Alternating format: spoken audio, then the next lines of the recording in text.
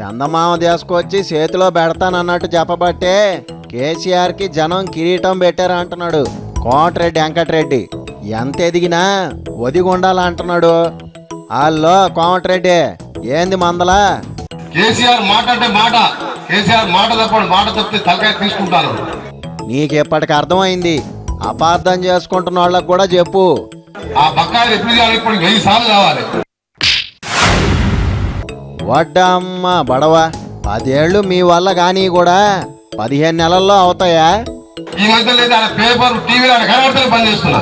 అంతకుముందు ఏం చెప్తున్నా నేను మసాలా తగ్గిందనిపిస్తే కాస్త పెంచమని అడుగు అని. ఆ మాటలు ఎట్లా చెప్పిందంటే వాడు మాటలతోనే పడుతున్నాడు.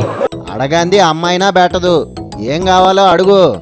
ఆ 2 ఫోటోల స్టోరీ చెప్తుంటే ఎన్నికలల్లా మీరు ఇది వరకు కట్టిన పిచ్చుగుళ్ళైతే ఈ పాటికి అయిపోయాయి. ఆ ఇల్లు సగం దెబ్బతిన్నాయి. ఆ KG2 PG అనేసరికి పేదవాళ్ళు అందరూ వేసింది. ఇక అసలు మోసం పడిచ్చిందంటే 3 ఎకరాల భూమి. నిప్పాసు గల డబ్బు అంటే అప్పో సొప్పో దేవచ్చు, భూమి ఎతకద్దా? ఏ ఊరు 5 లక్షలు తక్కువ లేదు అంటే 15 లక్షలు అంటే 3 ఎకరాలు ప్రతి కుటుంబానికి. అట్లా 18 లక్షల మంది ఉన్నారు. 18 లక్షలు ఇంటూ 3 ఎకరాల లెక్క 54 లక్షలు భూమి కొనిస్తా. దానికి బోరు నాదే, కరెంటు నాదే, కాలువలు నాయే, మొత్తం నేనే ఇస్తాను.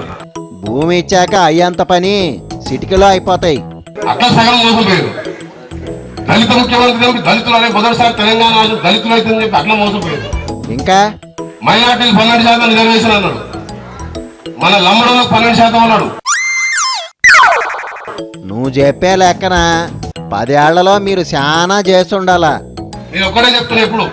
ఇప్పుడు ఎన్నికలు పెట్టిన కేసీఆర్ పార్టీలో ఒక హరీష్ రావు, ఈటల రాజు 2-3 తప్ప ఎవరు గెలవని మీరు రాసి పెట్టుకోలేదు. ఒరే ఉప ఎన్నికల్లో మళ్ళా లేవకుండా సితగొట్టిన రోజులు మర్చిపోయావా? తెలుగుదేశం పార్టీ ఎమ్మెల్యేని తీసుకుపోయి మినిస్టర్ చేసినాం.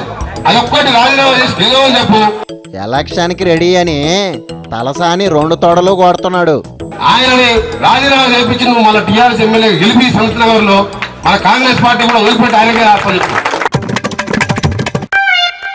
తొందరపడబాక, తేడా వస్తే సిరిగి షాట్ అవుద్ది. ఇప్పుడైనా తప్పకుండా సోనియా గాంధీ నువ్వు మర్చిపో. అబషా ఎలక్షన్లలో ఎవరికి ఎందుకు గుర్తుకు రాలేదో. తెలంగాణ ఇచ్చిన పార్టీ సోనియా గాంధీ లేకపోతే ఇంకా 100 ఏళ్ళు కొట్టుకుని రాకపోతుంది తెలంగాణ. ఇంటింటికి నీళ్లు ఇవ్వకపోతే వచ్చే ఎలక్షన్లలో ఓట్లు కూడా అడగరంట. ఎన్నికల ముందు ఏం చెప్పాడయ్యా? ప్రతి ఒక్కరికి 1 లక్ష రుణమాఫీ చేస్తాను అన్న మాట మీద నిలబడ్డా లేదా? ఇవాళ ఏమంటున్నావు? ఒకసారి పావలా వంతు, ఒకసారి 12 పైసలు, ఒకసారి 6 పైసలు అంటే నా లెక్కన రైతులందరూ ఒక బిచ్చగాల్లాగా చేసింది. 4-5 ఇన్స్టాల్మెంట్లలో ఇస్తే తీసుకున్న వాళ్ళకి గుర్తుంటదనేమో. చైనా పోయాడు, 300 కోట్లు పెట్టి అందులో 15 మంది ఎమ్మెల్యేలు తీసుకుపోయాడు. నువ్వు ఖర్చు చూస్తున్నావు, రేపు పొద్దున ఎన్ని పరిశ్రమలు వస్తాయో చూసుకో. మళ్ళీ వాళ్ళు సొంత పైసలతో వాళ్ళు 15 మంది పోయారు. ఇప్పుడు సగం మంది ఎమ్మెల్యేలు చైనాలు లేవు. తిరిగి రారనుకున్నావా? రాలేరనుకున్నావా? నిన్నో చూపు చూస్తారులే. నేను ఎన్నికలు ఎమ్మెల్యే ఉన్నా, మినిస్టర్ ఉన్నా, రాజశేఖర రెడ్డి అంత పెద్ద లీడర్ రైట్ హ్యాండ్ ఉన్నా. మనం బెదిరించినా ఎవరికి చెప్తావు బాసు? పవర్ ఉంటే పెతోడు ట్రాన్స్ఫార్మరే. అదే కూడా సరే నువ్వు అనలా, ఎవరికి చెప్తున్నట్టు నీతిలో? మనం ఏం చేసినా చేయకుండా మన ప్రవర్తన బాగుండాలి. వస్తే భుజం మీద చేసి ఏం తమ్మి ఏమన్నా బాగున్నావు అని అడగాలి. 10 ఏళ్లలో నీ నోటమ్మట ఎప్పుడూ వినలా ఇట్లాంటి చిలక పలుకులు. ఈ 10,000 నాణ్యాలు ఉంటుందే పోతుంది. పదవులు ముఖ్యం కాదు ఎప్పుడు కూడా. పెత్తనం ఏరే వాళ్ళ చేతుల్లోకి పోతే అట్టాగే అనిపిస్తుంటది. ఈసారి మాత్రం వాళ్ళు కొద్దిగా నేర్పించిన వాడు కొంచెం మనం నెక్స్ట్ మన గవర్నమెంట్ వచ్చినా మన లైన్ మారవాలి. ఈసారి లైన్ మార్చడానికి ఏమన్నా కాలువ పనులు అనుకున్నావా? మొత్తం ఉండదు మనం. అందుకనే చెప్తున్నాం,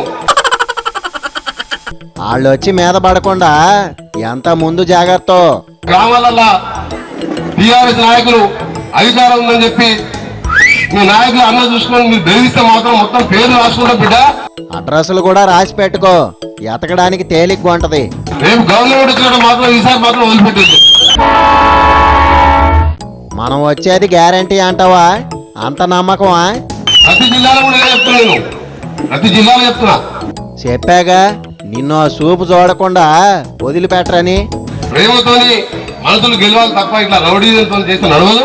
అందుకనే ఇప్పుడు చెప్పినట్టు మళ్ళీ ఒకసారి చెప్తున్నా, ఇప్పుడు టీవీలలో కూడా చెప్తా, రేపు అసెంబ్లీలో కూడా చెప్తా.